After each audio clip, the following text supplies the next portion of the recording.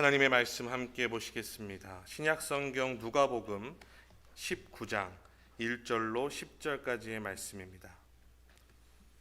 제가 가진 성경 신약 127페이지에 있습니다. 누가복음 19장 1절로 10절까지 한 절씩 교독하시고 마지막 10절은 함께 읽으시겠습니다. 누가복음 19장 1절로 10절 다 찾으신 줄로 알고 함께 교독하겠습니다. 예수께서 여리고로 들어 지나가시더라.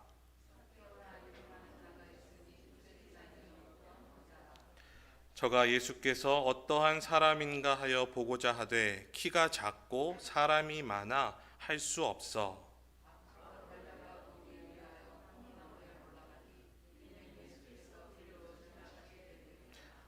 예수께서 그곳에 이르사 우러러 보시고 이르시되 삭개오야 속히 내려오라 내가 오늘 내 집에 유하여야 하겠다 하시니 뭇 사람이 보고 수군거려 가로되 저가 죄인의 집에 유하러 들어갔도다 하더라.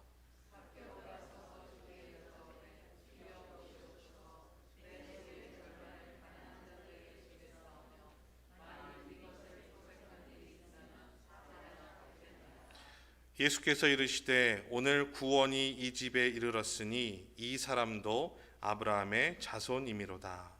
인자에 온 것은 잃어버린 자를 찾아 구원하려 함이니라. 아멘. 할렐루야. 오늘도 예배 가운데에 나오신 모든 분들, 또 온라인으로 참여하시는 모든 분들에게 하나님의 은혜와 평강이 함께 하시기를 주님의 이름으로 축원을 드립니다. 오늘 또 함께 예배 드리시는 분들 다시 한번 바라보시면서 반가운 얼굴로 은혜의 시간 되시기 바랍니다. 잘 오셨습니다. 이렇게 서로 인사하시면 좋을 것 같습니다.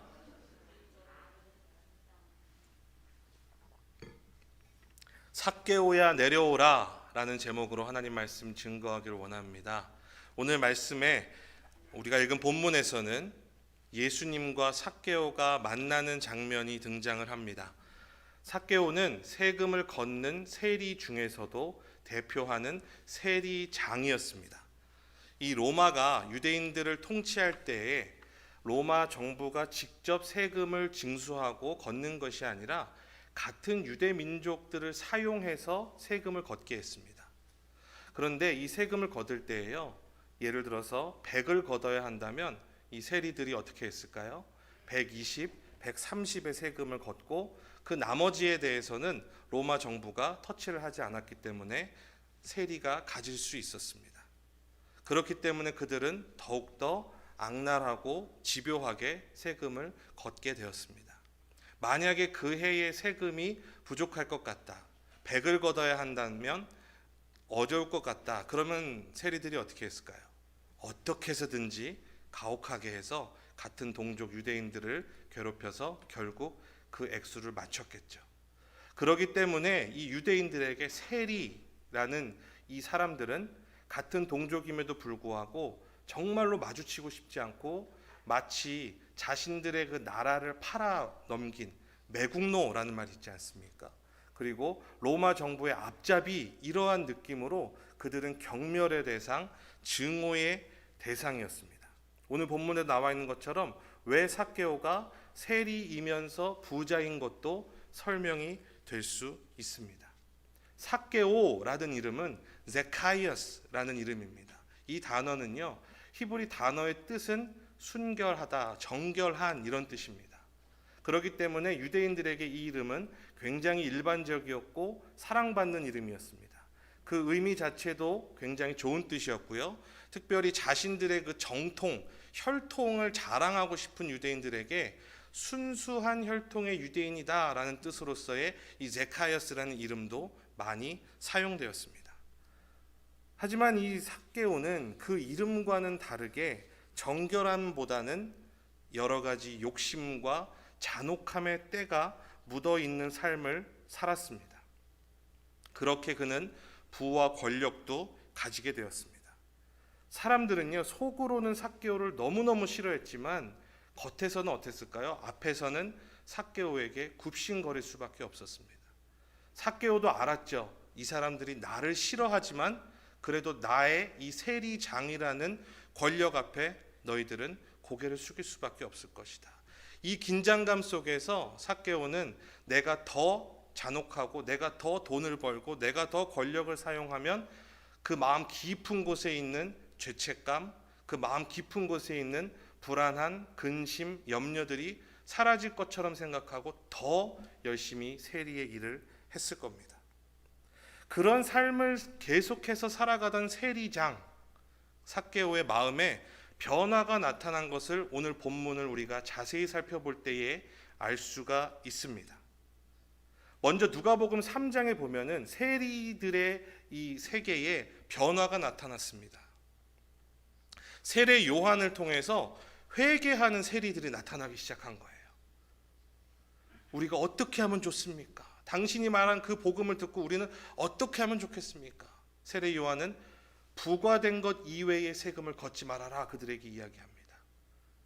또한 오늘 본문 앞에 있는 18장에는 바리새인, 외식하는, 겉으로만 기도하는 바리새인과 대비되는 한 명의 세리가 나오죠. 그 세리는 어떻습니까? 자신이 지은 죄가 너무도 부끄러워서 눈물을 흘리면서 차마 고개도 들지 못하고 가슴을 치면서 기도하는 그 사람이 세리였던 것입니다. 이러한 변화의 움직임을 세리장이었던 삭개오는 알았을 것입니다.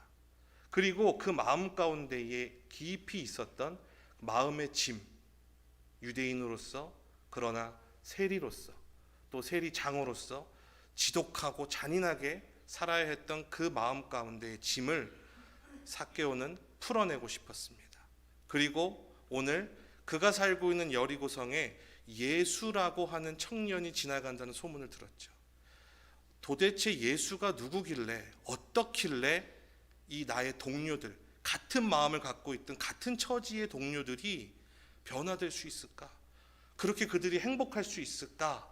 하는 궁금함을 가지고 삭개오가 예수님을 만나러 갑니다. 오늘 본문 3절을 함께 한번 보시겠습니다. 저가 예수께서 어떠한 사람인가 하여 보고자 하되 라고 되어 있습니다. 보고자 하다라는 이 말에는요, He was seeking to who Jesus was. 여기서 예수님을 만나고 싶어서 갈망한다. 이 seek라는 단어는 에제테이라는 단어입니다. 그 뜻은 열망한다, 갈망한다는 뜻인데요. 이 신약 원본으로 쓰여진 헬라어에 보면 이 에제테이라는 이 문법적 용법이요, 미완료형 과거라고 되어 있습니다.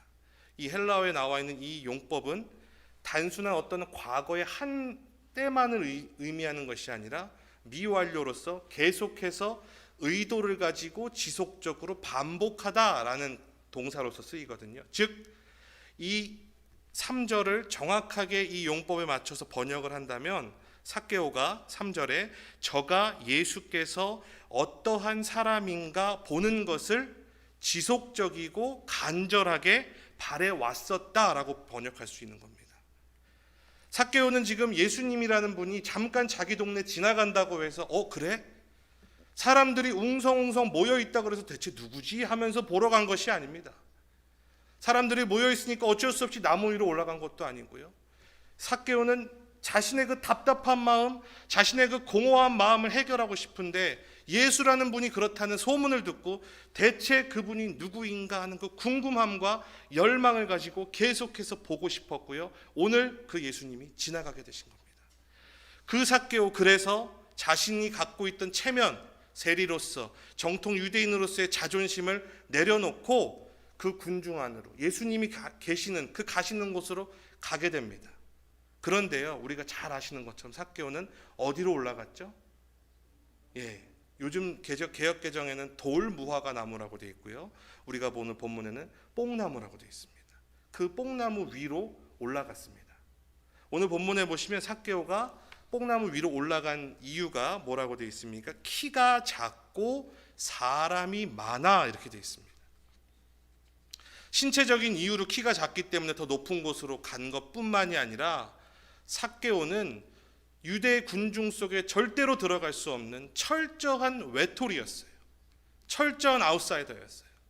만약에 삭개오가 유대 군중 속에 있었다면 어떻게 됐을까요? 사람들이 웅성웅성 그랬겠죠. 그리고 어떤 분은 이야기했을 수 있어요. 아니 당신 여기 왜 왔습니까? 대체 지금은 또 뭐 때문에 온 겁니까? 뭐가 문제이기 때문에 여기 당신이 지금 와 있는 거예요? 우리는 예수라는 분 만나려고 하는데 당신은 무슨 이유로 여기 와 있습니까? 조금 더 욱하시는 분들은 막 험악한 분위기도 만들 수 있겠죠. 내가 너 가만 안 둔다 막 이렇게 하면서. 그러한 외톨이 삭개오 나무 위로 올라갈 수밖에 없었어요. 숨을 수밖에 없었어요. 그 가운데에 오늘 본문의 말씀 가운데에 예수님이 지나가시면서 놀라운 모습을 보여주십니다. 5절에 있는 것처럼 삭개오야 내려와라. 저처럼 이렇게 작게 얘기하지 않으셨을 거예요.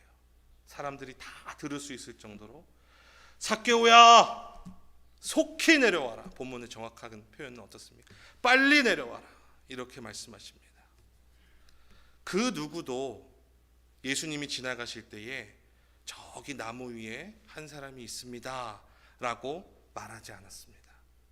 더더군다나 그 누구도 저기 위에 있는 저 남자가 삭개오입니다 라고 말하지 않았어요. 그런데도 불구하고 주님은 어떻게 하십니까?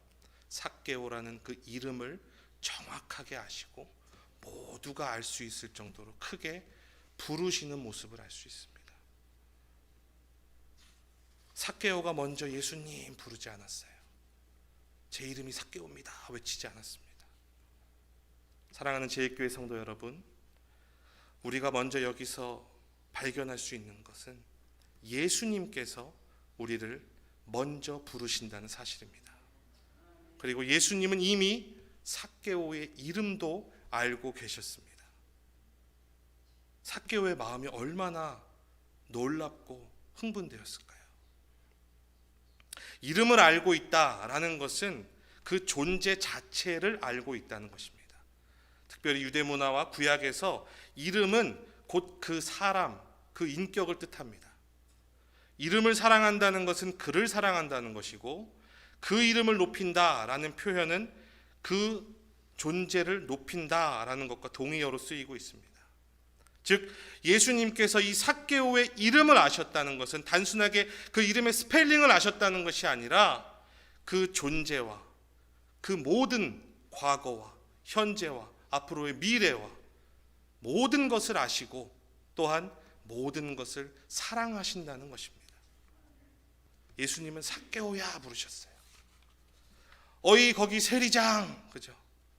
당신이 그토록 그 악하다는 세리장입니까? 하면서 내려와 보시죠. 예수님 그러지 않으셨어요. 정결한 자야 부르세요. 삭개오 이름 그대로를 부르세요. 정결한 자야, 내가 너를 부른다. 내가 너를 안다. 그리고 내가 너를 정결케 하겠다. 주님이 말씀하시는 것입니다. 그리고 나는 오늘 너와 함께 할 거야. 내가 너와 함께 유하여야겠다 하리라. 이렇게 말씀하세요. 반드시 그렇게 하실 것이라고 말씀하세요. I must stay라고 말씀하세요. 나는 너와 반드시 같이 있을 거야. 저는 이 장면을 보면서요, 이름을 부르고 그것을 통하여 존재가 재확인되는 이 상황, 그것을 보면서 생각난 시가 있습니다. 우리가 잘 아시는 김춘수 시인의 꽃이라는 시입니다. 내가 그의 이름을 불러주기 전에는 그는 다만 하나의 몸짓에 지나지 않았다. 내가 그의 이름을 불러주었을 때 그는 나에게로 와서 꽃이 되었다. 내가 그의 이름을 불러준 것처럼 나의 이 빛깔과 방향에 알맞는 누가 나의 이름을 불러다오. 그에게로 가서 나도 그의 꽃이 되고 싶다. 우리들은 모두 무엇이 되고 싶다. 너는 나에게, 나는 너에게 잊혀지지 않는 하나의 의미가 되고 싶다. 해소되지 않던 그 목마름을 삭개오는 예수님의 부르심을 통해서 드디어 해결되는 모습이 나옵니다. 어떻습니까? 6절에 보니까요, 삭개오도 급히 내려왔대요. 그리고 예수님을 즐거워하며 기뻐하며 예수님을 영접했다라고 되어 있습니다.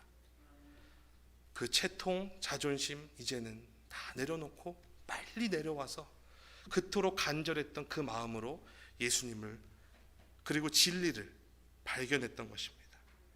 그렇게 그는 예수님을 기쁨으로 모시어 자기의 집에 가고 그 마음 가운데에 늘 있었던 그 진실한 회개를 합니다.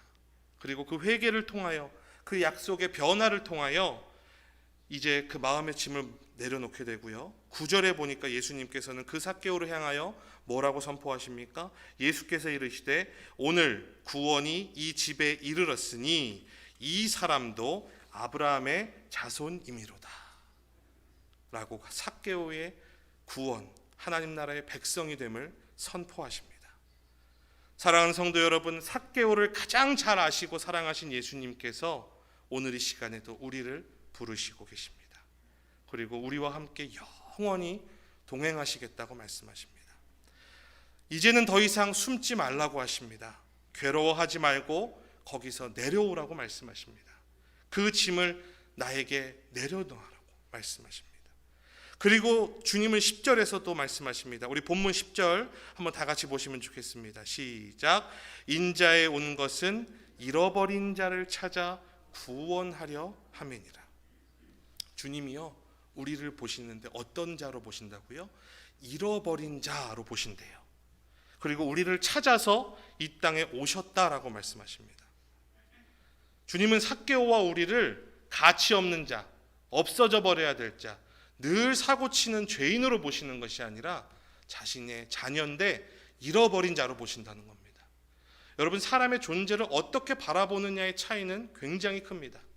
선생님이 학생을 볼 때에 저 친구는 너무너무 가치 있는 친구야, 귀한 친구야, 하나님의 형상으로 만들어진 친구인데 지금은 방황하고 있고 지금은 잠시 자신의 길을 떠났지만 내가 도와줘서 그 귀한 가치, 하나님의 형상을 다시 회복하게 해줘야지 라고 학생을 바라보는 것과 저 친구는 정말 없었으면 좋을 친구인데, 저 친구만 없으면 우리 교실이 달라질 텐데, 저 친구만 없으면 우리 학교가 더 좋아질 텐데, 이렇게 바라보는 것, 얼마나 큰 차이가 있습니까? 사람들은 어떻습니까? 삭개오를 너무너무 미워합니다. 그리고 19장 7절처럼 그를 죄인이라고 부릅니다. 예수님이 삭개오의 집에 가자 예수가 죄인의 집에 묵으려고 들어갔다라고 이렇게 말합니다. 이렇게 수군거림에도 예수님은 어떻습니까? 전혀 아랑곳하지 않으시고 삭개오에게 들어가세요. 그 집에 가시는 것을 볼 수 있습니다. 왜 그렇습니까? 예수님께는요, 우리 한 사람 한 사람이 너무나도 귀하고 가치 있고 사랑스럽고 자신의 형상대로 만드셨고 세상에 하나밖에 없는 유일한 존재이기 때문에 그렇습니다. 그러한 우리를 주님은 잃어버린 자로 보신다는 거예요. 그리고 그를 찾기 위하여 다시 이 땅에 오셨다는 거예요. 그 잃어버린 자를 찾으려 하신 주님의 마음이 얼마나 간절하실까요? 제가 7살 때요, 동생을 잃어버린 적이 있어요. 어머니하고 저하고 동생하고 셋이서 인천 부평에 살 때 지하상가를 갔었는데요. 저하고 어머니가 같이 있었고 제 동생이 잠깐 떨어져 있었어요. 근데 제 동생은 잠깐 밖에 나와 보니까 엄마하고 형아가 없으니까 놀래가지고 막 두리번거리다가 이쪽으로 갔대요.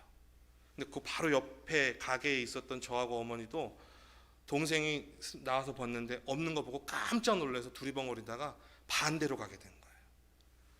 그렇게 돼서 동생을 잃어버렸는데요. 물론 한나절이 지나기 전에 찾았습니다. 파출소에 어떤 아주머니께서 제 동생이 지하상가 출구로 나가서 다른 가게 앞에서 막 울고 있는 거를 이제 파출소로 데려가 주셨대요. 그때만 해도 아이들 유괴되고 없어지고 그래서 이렇게 이산 가족처럼 되는 경우 얼마나 많았습니까? 그래서 그 찾기까지 마지막에 경찰서 가서 파출소에 있습니다 라는 거 얘기 듣고 가서 만나기 전까지요, 저희 어머니 난리가 아니었어요. 뛰어다니고 사람들 다 물어보고 가게마다 물어보고. 전 어땠을까요? 또 7살 형 딴에는 동생 잃어버렸다고 또 막 울면서, 그죠? 저희 어머니 얼마나 당황하셨을까요? 짧은 시간이었지만 가족 잃어버렸다는 것이 얼마나 힘든 것인지 생각해 볼 수 있었습니다. 그리고 오늘 이 말씀을 보면서 예수님의 그 간절한 마음이 생각이 났습니다. 그런데 놀라운 사실은요, 예수님은 우리를 잃어버린 자라고만 생각하고 기다리시는 것이 아니라 잃어버린 자를 찾아오셨다고 되어 있어요. 발만 동동 구르신 것이 아닙니다. 주님은 절대로 우리를 놓치지 않으십니다. 주님은 절대로 우리를 잃어버리지 않으십니다. 포기하지 않으십니다. 그래서 우리가 예수님을 묘사할 때에 위대한 사랑의 추격자다 이렇게 표현하는 것입니다. 우리가 너무나 잘 아는 구약의 시편 23편의 말씀이 있지 않습니까? 여호와는 나의 목자시니 내게 부족함이 없으리로다. 그가 나를 푸른 초장에 누이시며 쉴 만한 물가로 인도하시는도다. 그 고백의 제일 마지막 6절이 어떻습니까? 나의 평생의 주의 선하심과 인자하심이 정령 반드시라고 되어 있죠. 정령 나를 따르리니 내가 여호와의 집에 영원히 거하리로다.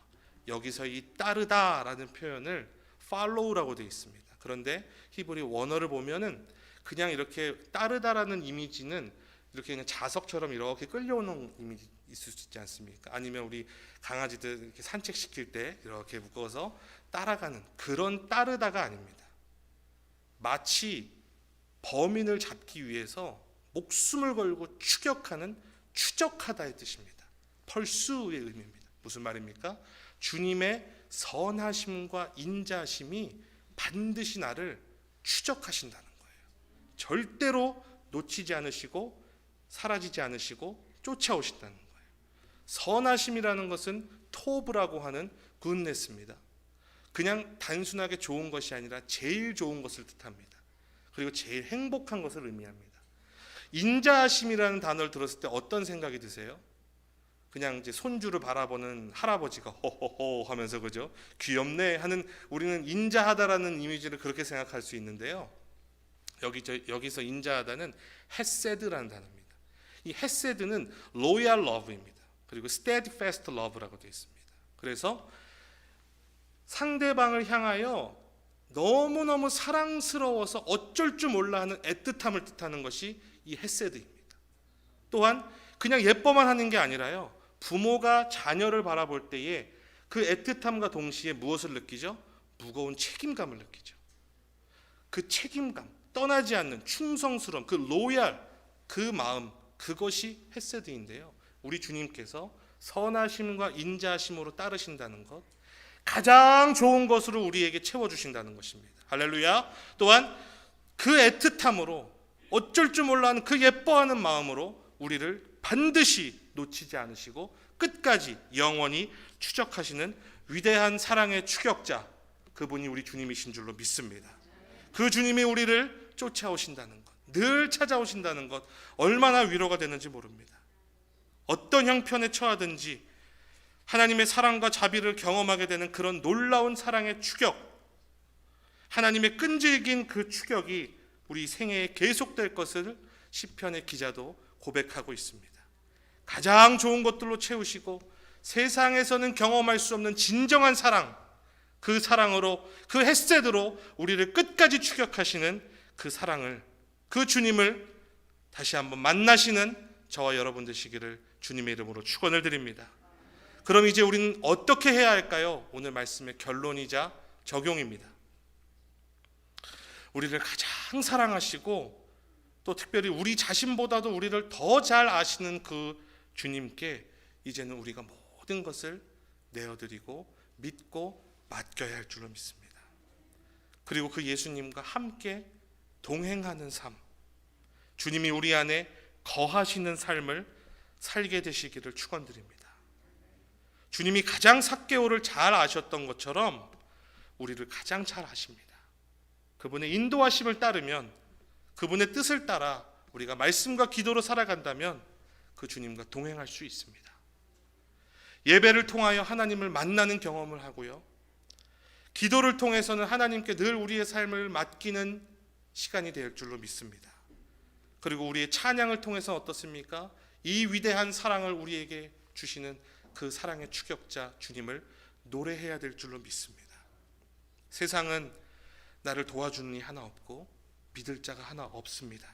그렇게 말들 합니다. 하지만 우리 주님은 믿고 맡길 수 있습니다. 주님은 신실하신 분이기 때문입니다. God is faithful. 하나님은 믿을 수 있는 분이십니다. 하나님, 그리고 믿고 의지한다면 우리를 위해서 일하실 수 있는 능력이 있으신 분이십니다.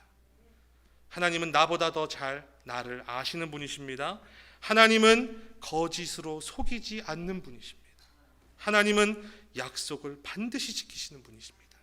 그분이 우리 모두의 하나님이신 줄로 믿습니다. 이제 더 이상 우리는 나 혼자 고민하고 끙끙 앓아가며 모든 짐을 혼자 지고 이전의 삭개오처럼 기쁨 없이 만족함 없이 허무함 속에서 살아가는 것이 아니라 삭개오가 예수님을 만나 변화된 것처럼 우리의 진정한 주인이시고 우리의 목자이시고 우리를 사랑하는 아버지이신 그 예수님을 만나서 참된 기쁨과 참된 행복을 회복하는 그 사랑을 경험하는 주님의 백성들만 되시기를 우리 주님의 이름으로 축원을 드립니다. 기도하겠습니다.